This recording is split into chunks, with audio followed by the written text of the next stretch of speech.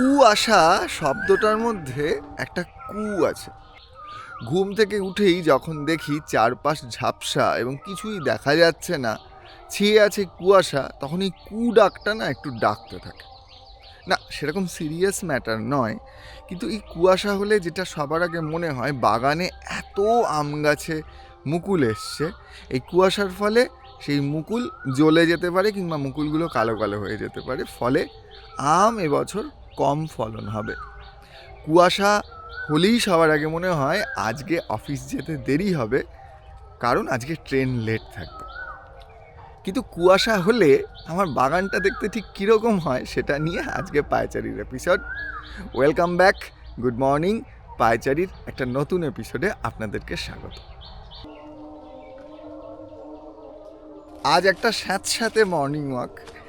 এই কুয়াশার মধ্যে বেশিক্ষণ হাঁটলে গা হাত পা বেশ ভেজা ভেজা লাগবে, যদিও এতে আমি বেশ অভ্যস্ত। বাগানে এখন পুরোপুরি বসন্ত, চারপাশে প্রচুর ফুল, যেটা এই মুহূর্তে দেখা যাচ্ছে না, কিন্তু হ্যাঁ, কোকিল ডাকছে। আর ফাল্গুন মাস, ফলে প্রচুর মাইকের শব্দে এই হরিনাম সংকীর্তনের আওয়াজ আসছে।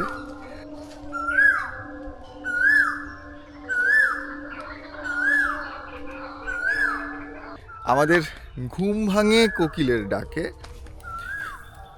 এই যে শুনতে পাচ্ছেন, তারস্বরে সে তার সঙ্গিনীর জন্য ডেকে চলেছে।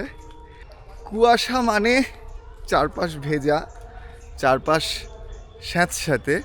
আমার সাথে আরও একজন মর্নিং ওয়াকে এসছে। কালি আয় আয় আয়, এই যে আসছে, এই যে কালি এসছে আমার সাথে মর্নিং ওয়াকে। আমি যেখানে যাই ও হচ্ছে আমার বাগানের আমার ছায়াসঙ্গী। ওর বোন কিংবা মা আসে না, এত বাড়াবাড়ি করতে বলিনি। বসন্তকে এনজয় করার পালা। কুয়াশায় একটা মজা আছে। প্রত্যেক দিন বাগানে বেরিয়ে এই মাকড়সার জাল যখন মুখে আটকায় বিরক্ত লাগে, কুয়াশার দিনে সেই মাকড়সার জালগুলোকে বোঝা যায়, কারণ সেগুলো কুয়াশায় ভিজে খুব প্রমিনেন্টলি সেগুলো দেখা যায়। এবার বেরোতে হবে, অফিসের জন্য রেডি হতে হবে। সবাই খুব ভালো থাকবেন, টাটা।